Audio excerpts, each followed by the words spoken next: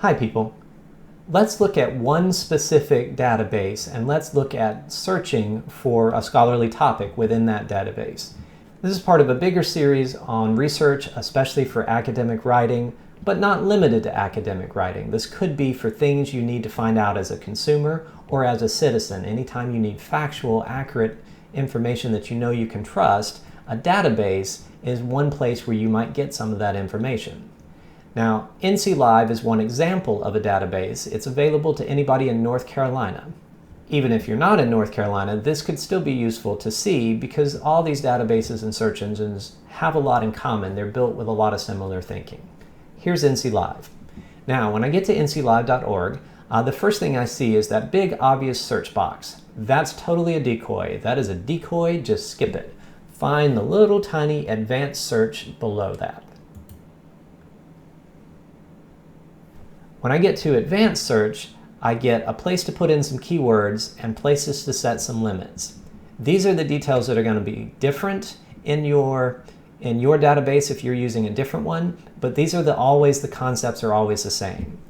I'm going to take a couple of keywords. I don't know what keywords are going to work, so I'm just going to try two.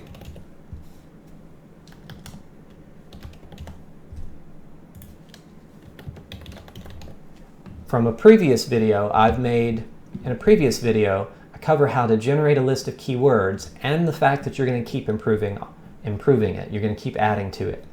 I want to set some limits, so I don't want to sort through a lot of results that are not going to turn out to be helpful to me. I only want to see results that are likely to be helpful because I'm going to let the machine do the most, I'm going to let the computer do most of the work.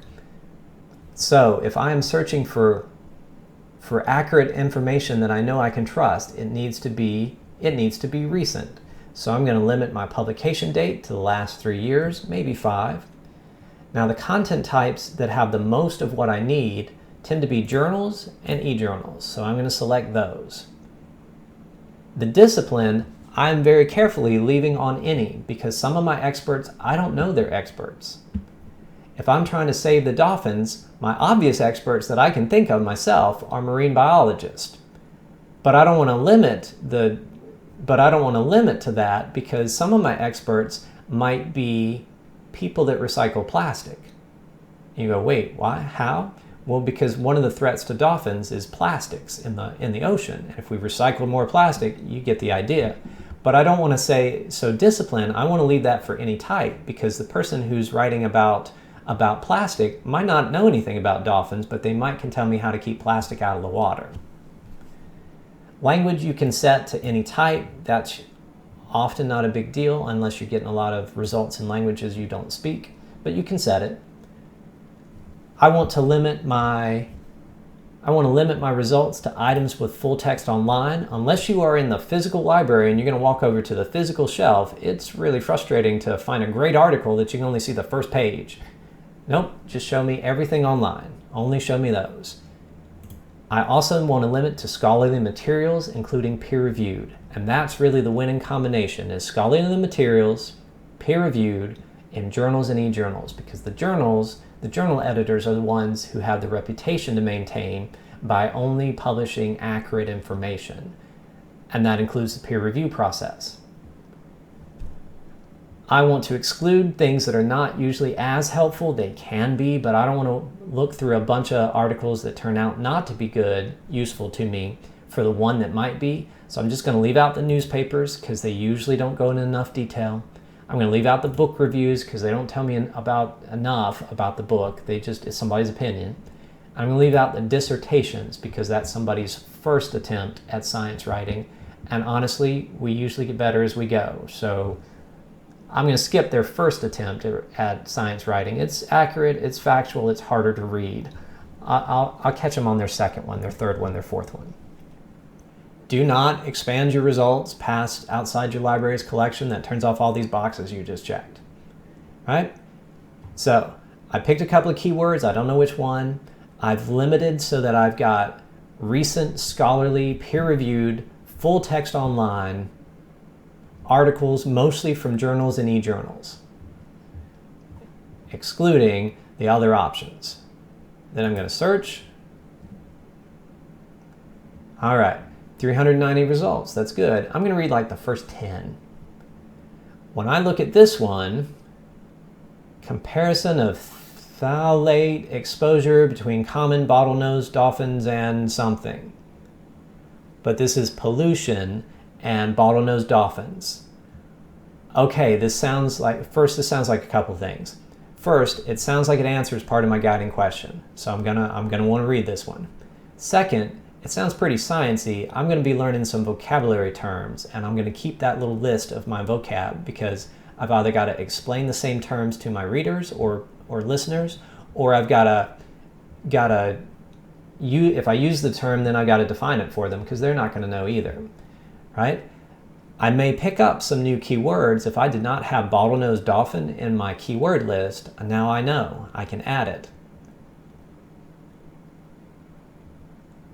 Anthropogenic drivers, that means comes from people, right? I might not have that in my keyword list, and I don't know that any other article uses it, but it's a good sciencey word. Maybe I should write that in my keyword list. So one thing I'm already doing is I'm improving my keyword list here. The next thing with NCLive, there's usually a way, and there's usually a way in most. I'm going to cite this source. I'm going to do my works cited entry. I'm going to get that right now. I'm going to choose a format that I'm using. Here is my works cited entry. I am not writing any of this. I am going to copy. I'm going to highlight and copy paste into wherever I'm keeping my research notes. And then it goes into copy and paste it into my rough draft, my final draft, whatever. Anytime I need to give the works cited entry, the source information for this, I've got it. Fun fact, I got the database to tell me this was a reliable source because it only showed me reliable ones because I checked my boxes very carefully. Now I could take this author and the first few words of the title and I could search that on the internet and probably find it somewhere. Sometimes I find it for sale. They want me to pay for it. I'm going through my library and it will be free. If I right-click on my title, it will take me to the full text. And this particular database is only a resource for people in North Carolina, so it will ask me a library that I'm associated with. If you were in North Carolina, you can put your school library, your college library, or your public library, whichever one. And there's a password. For obvious reasons, I'm not going through all the details of that with you because that just ask your local librarian. Persistent organic pollutants in mercury and genetically identified blah blah blah bottlenose dolphin. Okay, sounds like a good one. There's the keyword cetacean. If I didn't have that one, I would add it to my list. Here's my citation button. Click on it, I can see my article. Vessel noise and shallow river depth elevate metabolic stress in the river dolphin. Now, I've focused in, river dolphins need saving too, but I don't want to write 50 pages, I want to write 5 pages. So to limit the size of my final draft, or the length of my final speech, or the presentation in the meeting, whatever you're doing, I'm going to focus on some things and leave others out.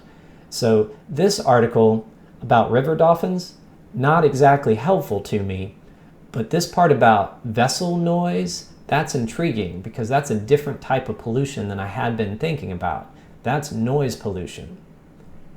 So maybe vessel noise is a keyword that I should put in my list, or noise pollution is a keyword I should put in my list. So I'm using my search results not just to read the articles, I'm using my search results to improve my power to find better sources, better results. That's 3 out of 3. That's doing way better than average. If I can get 1 out of the first 10, I feel pretty good about the search. And if the search doesn't turn up anything, I was going to put in different words.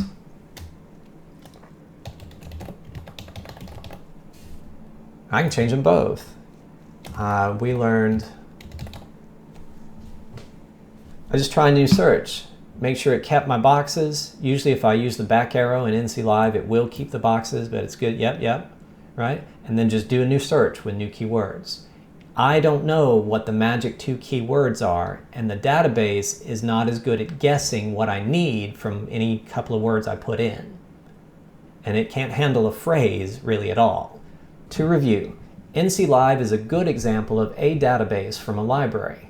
It is not the only database. In fact, there are many. The thing about these databases is they tend to be through libraries and they tend to be paid for by taxpayer dollars, and it's not a big piece of that pie. It's a very tiny little slice of that pie. So the database is just not as good at guessing what you need, so you have to be better with your keyword list. You need to be better at helping it guess. The database is fantastic at getting you quality sources, because you can say, only show me scholarly, peer-reviewed, recent articles from journals and e-journals. Leave out all these other types of sources, only show me those, and you can be confident, if you can understand the facts that they have there, that they will be accurate and trustworthy. Might not be on what you need, just keep trying new pairs of keywords. Now, I've covered most of those pieces in other videos, so make sure you subscribe.